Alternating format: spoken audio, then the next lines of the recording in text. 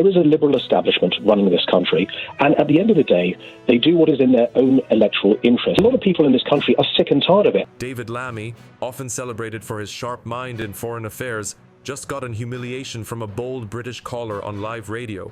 Honestly, it's shocking. How did such an experienced figure get cornered on air like that? What I'd like to point out is the hypocrisy. This twist brutally peeled back Lammy's usually impeccable facade, revealing some real flaws. Believe me, it's a moment worth noting. There is a liberal establishment running this country, and at the end of the day, they do what is in their own electoral interest. But if you don't know why this call is such a big deal, let me break it down for you. So, David Lammy, currently the Secretary of State for Foreign Affairs, is a heavy hitter in British politics. His career, spanning over 2 decades, has seen him lead key policy discussions and reforms. Known for his sharp wit and dedication to human rights and social justice, Lammy's voice carries weight far beyond Parliament's walls. Which is why you've got a rampant, out-of-control culture war that we've had. What I'd like to point out is the hypocrisy. That's why on this fateful day, listeners expected the usual sharp debates from a live radio show known for its deep dives into current issues. But the air crackled with tension when a caller, just a concerned citizen, took the mic. The caller, calm but intense, threw the first punch by accusing Lammy of playing part in a liberal establishment that prioritized political point scoring over real issues, a sentiment echoing the frustrations of many. In that Liberal centre, I incorporate Rishi Sunak's Conservatives, the Liberal Democrats and the Labour Party. Lammy, caught off guard, stumbled initially, but quickly gathered himself to defend his track record and the intentions behind his party's policies. However, the caller wasn't having it, pushing Lammy on perceived inconsistencies, turning what should have been a routine call into a high-stakes verbal duel. This wasn't just another radio spat, it was a raw showcase of the tightrope politicians walk, balancing public approval with personal conviction. During the radio showdown, the caller pulled no punches, outright accusing David Lammy and his cohorts of hypocrisy and self-serving tactics. What I'd like to point out is the hypocrisy.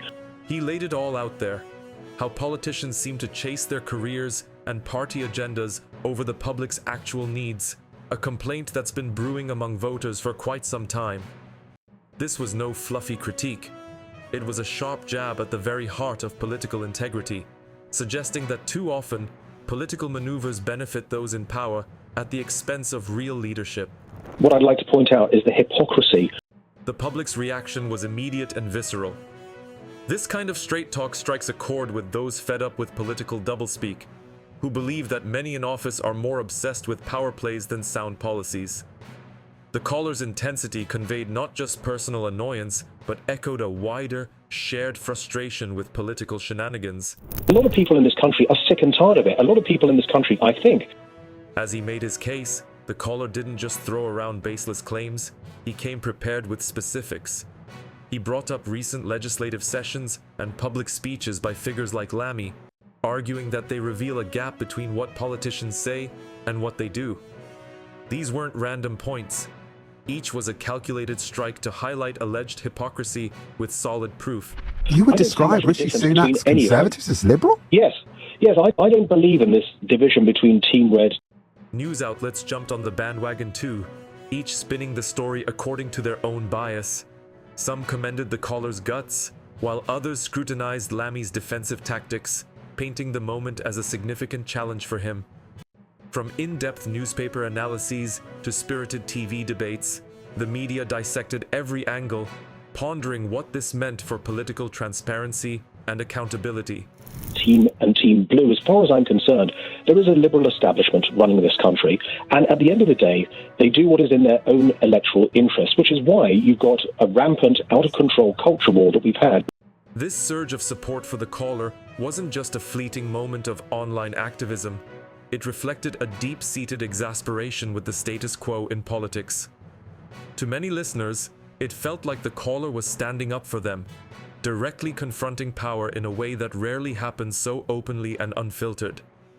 This groundswell is indicative of a broader shift in public expectations. People are demanding more honesty and responsibility from their leaders. A lot of people in this country are sick and tired of it. A lot of people in this country, I think. The ripple effects of this encounter could reshape political dialogue. It served as a stark reminder to politicians that they are under constant watch and that voters are ready to call them out. It also highlighted the critical role of media as a platform for public debate and a tool for democratic engagement. The live radio showdown David Lammy endured wasn't just a fleeting moment of discomfort.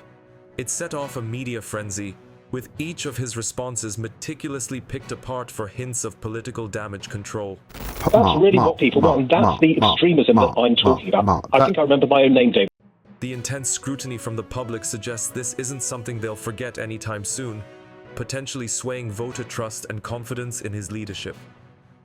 As Secretary of State for Foreign Affairs, Lammy's credibility is paramount, and this ordeal could seriously sway his standing within the Labour Party and impact his future, be it in elections or party reshuffles. The intense scrutiny from the public suggests this isn't something they'll forget anytime soon, potentially swaying voter trust and confidence in his leadership. As Secretary of State for Foreign Affairs, Lammy's credibility is paramount, and this ordeal could seriously sway his standing within the Labour Party and impact his future, be it in elections or party reshuffles. But the implications ripple out further, casting shadows over the Labour Party and the wider political landscape. Traditionally championed as the voice of the working class and social justice, the Labour Party now faces a real test, aligning its leaders' public actions and profiles with its core values. This incident could force a tough introspection, possibly recalibrating how the party approaches its strategies and public messaging in upcoming campaigns. This confrontation also reignited the debate on political accountability, underscoring a surging demand for politicians to be more forthright and transparent. The public's clear message is that they expect their leaders not just to address their concerns, but to do so genuinely. White Caribbean populations who have been there for hundreds of years, and they are significantly more Caribbean than I am. This growing insistence on authenticity could nudge political communication towards more transparency, reshaping how politicians interact with both the public and the media. These events often redefine perceptions of political figures.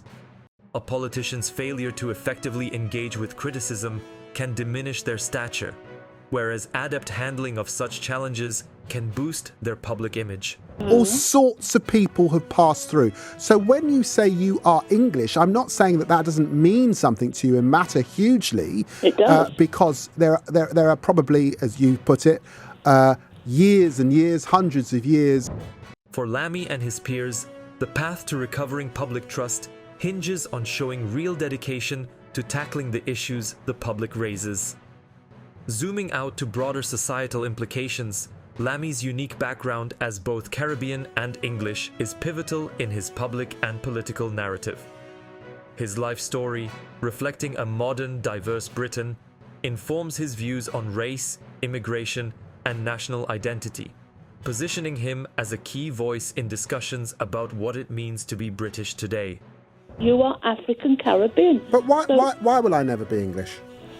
Because you're African Caribbean. These conversations extend beyond Lammy's personal story, influencing the broader discourse on diversity and inclusion in the UK. It's a myth that there's one English ethnicity. There's not, because England has always been a country. They challenge entrenched notions of Englishness and push for a redefinition of national identity that embraces the country's multicultural reality. I said that gently, but it could have been horrendous. Let's be clear about that. And here I am, having grown up in this country, have been born of this country, and actually, the truth is, it's a myth. As the societal and demographic landscape evolves, so too does the dialogue around identity, necessitating ongoing reflection and conversation. Britain, 400 years ago, started going out into the world. It colonised and conquered a lot of the world. A lot of the world has ended up coming back to the mother country. My parents were part of that generation. Moreover, incidents like this spotlight on Lammy's dual heritage foster deeper discussions on inclusivity and representation in British politics. They prompt a reassessment of how diverse identities are woven into the nation's fabric, affecting how people view diversity and what they consider to be a true representation of Englishness. For me, the fact that I was born here and the fact that my sensibilities are English mean that I want to claim that heritage as well. Now, I'm very comfortable saying I'm British, black British, of course I am, and I'm very, very proud. No one could say I wasn't, because I talk about it all the time. In essence, this incident has not only affected David Lammy on a personal and political level, but has also sparked crucial national debates on accountability, identity, and inclusivity. These discussions will persist, shaping public perceptions and political dynamics in Britain, highlighting the significant impact such public confrontations can have on individual careers and broader societal challenges. But this isn't the end of the drama. Hit subscribe and like if you're ready for more fiery confrontations like this one.